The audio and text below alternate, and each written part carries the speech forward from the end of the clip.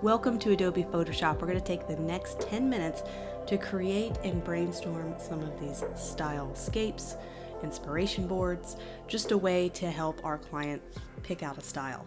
So I wanted to walk through this technically how I did it in Adobe Photoshop. So I like to do these in Adobe Photoshop, but you can use any photo editing program. You can even do these in Adobe Illustrator, but I just prefer Adobe Photoshop because it's easy to modify, crop, and isolate images. What size do I make these?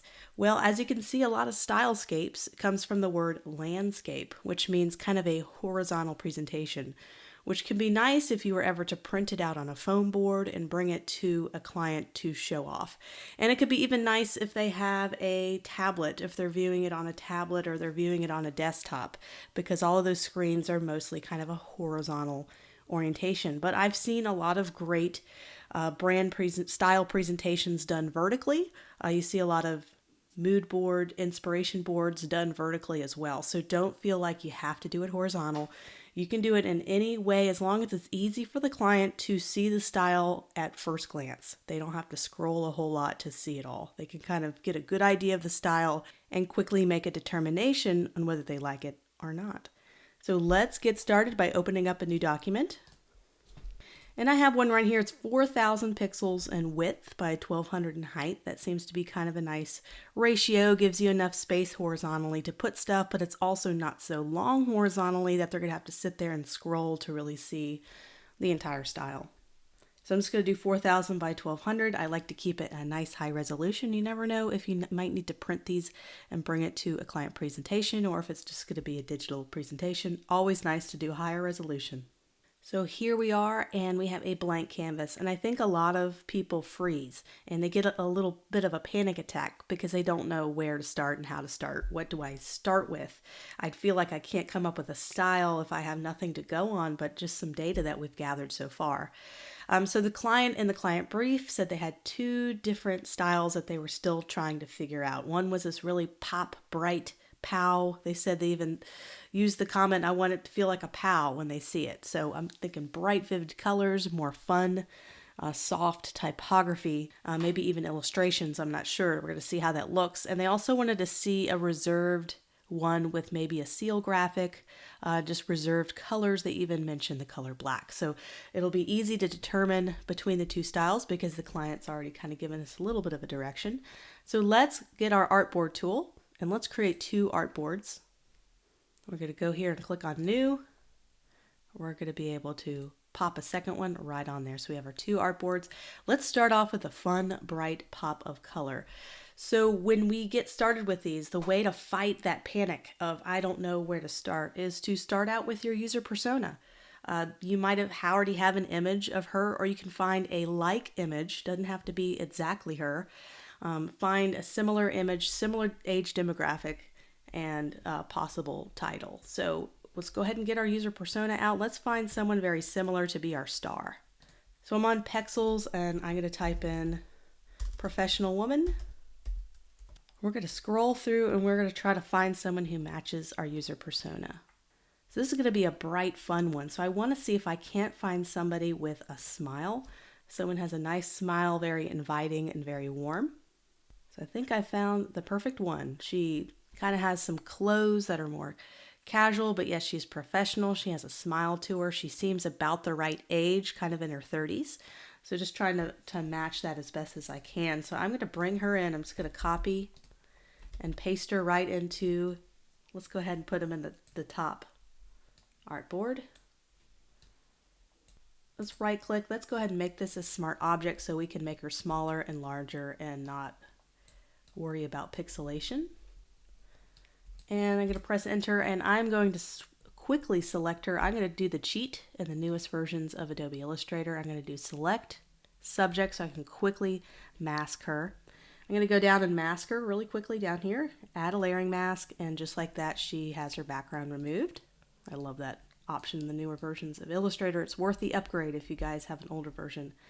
of Photoshop and don't have that. So she's going to be the star. I like to do it in the center and everything kind of fan out around her. So the typography and some of the other photo choices around her, but that's not always the case. I've seen people do stylescapes and they start off with the user persona like they're reading from left to right, and they kind of tell a story as they move over to the right. So there's no wrong way to build these, but I'm going to go ahead and start off with her. Let me make her a little bit bigger, just like that. I don't want to make her so small that you kind of lose her in the background. So let's go ahead and put a nice bright vivid background on her. I'm just going to get the rectangle tool and I'm just going to put a pop of color here. Let's do a nice bright vivid orange. I'm going to put this in the background, and with this bright fun version I also want to maybe add a little angle. And don't spend a lot of time doing your own style here, or spending time on design, because it's really just giving them an idea of a style direction. It's not at all making any recommendations for what it's going to look like, just kind of a general idea. So now that we have our hero image, I like to start with typography. What typography choices are we thinking is going to work? So there is a couple we can just go through, maybe some current type choices that we have in our software.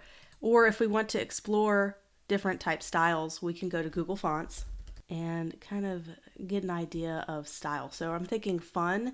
When it comes to typography choices, I don't want a lot of sharp, pointy right angles. I want to have some soft, rounded, fun angles, but I also want to have it be chunky, easy to read. So a very chunky typeface. So we can go up here to font properties, and we can go ahead and increase this thickness and see what some of the thicker type choices are, and kind of scroll through. So there's a couple of sans serifs. There's Knit. Knit looks really good. So that can be something I can easily download. So I can download that font family. And you can even type in a headline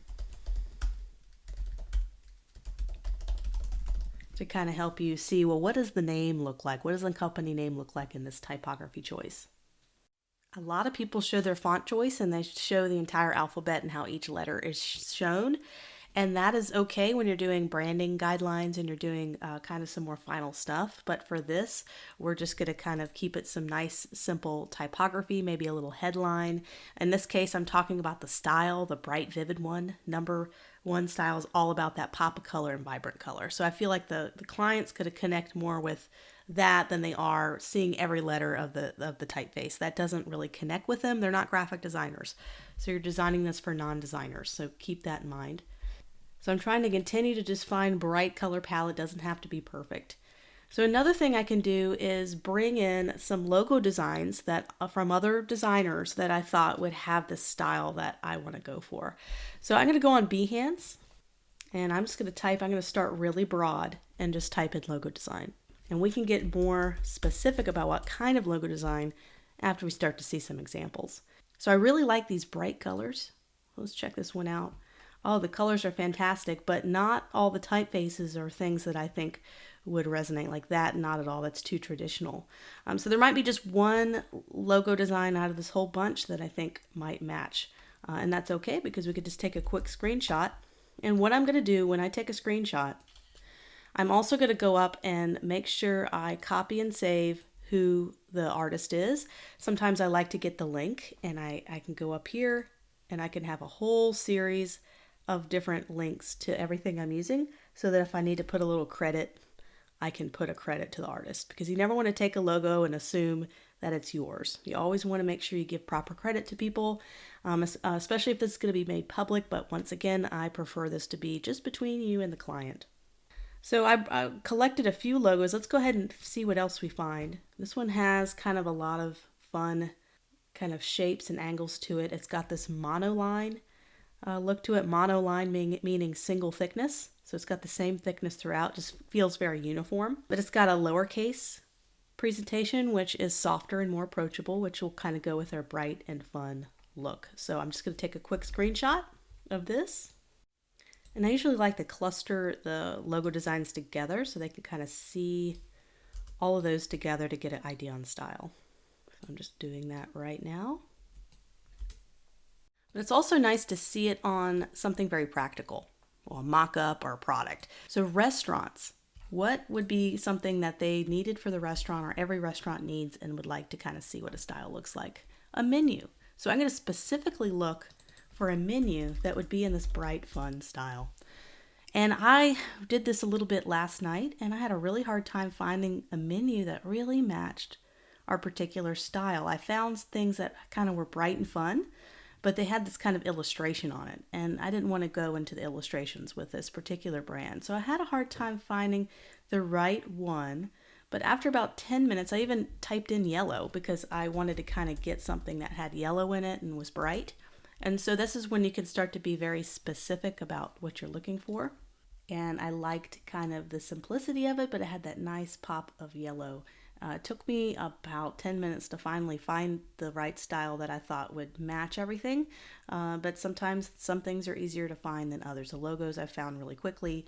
I also ran across this typography option that I thought was also fun. It is a little bit different than kind of what we have here, but it's good to kind of introduce that because you're trying to get feedback from the client. They may go, I love the hand lettering, we want to have that. So it's nice to kind of throw something that's in the same category. It's bright, it's fun, but maybe a little different style that you think could work. And so just kind of presenting all these in this fashion. I think also adding a little more bright color. Let me get a background here. Of course, we can modify these colors at any time. It's very easy to do. Let's see if we can't find a little inspiration from her shirt. We can even help her pop out so she doesn't look like she's lying. She's just standing up against nothing. We could do some little small effects. Once again, don't spend a whole lot of time, but this doesn't take too long. I'm just going to do some shadows, just creating a layer underneath her. And I'm just going to paint with a brush tool, soft round brush. And I'm just going to paint on a little bit of shadows so it looks like she's standing up against that background.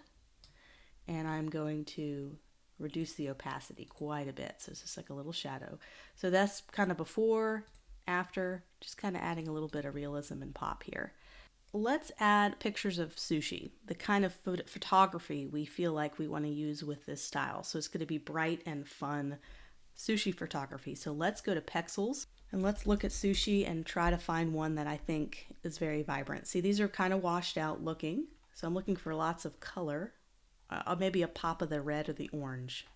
So that one looks really, really cool. So that's got a lot of color to it, a lot of vibrancy. So I'm going to bring that one in.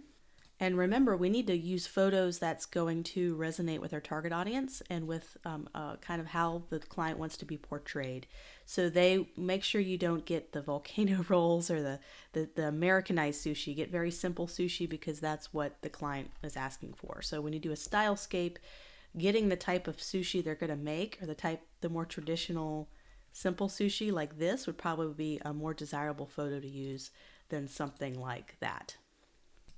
So I am just bringing this photo in. This is really just to set the mood for your style board. So I want to do one or two more things here. I feel like something's missing. I want to get to know this person a little bit more. She's probably mid-30s, and this is kind of it's almost feeling like more of a retro pop, early 90s almost kind of vibe. What if we were to bring in something fun from that era that is just trying to add a little personality? So I thought, what if I did a cassette tape? And this one's kind of fun. So I'm going to download that. See the bright colors that are used even on this and even on the cassette tape. Just thinking out loud. So here's our cassette tape. Let's bring this in. This will be very easy to isolate. It's already a smart object, so I can make it smaller and do our little cheat and do select subject. That'll select it super quickly.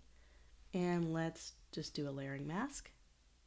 I'm going to bring this down to the layering system. I want it to be covered up by the logo, maybe just like that. Maybe there's a second one kind of floating around.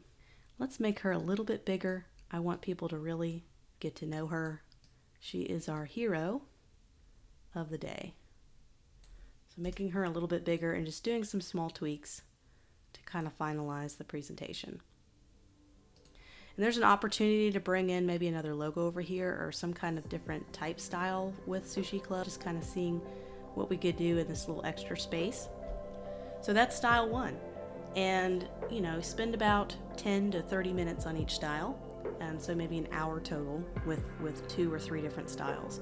So let's tackle the other one. It's going to be way more traditional and reserved, so we're going to call it the reserved one.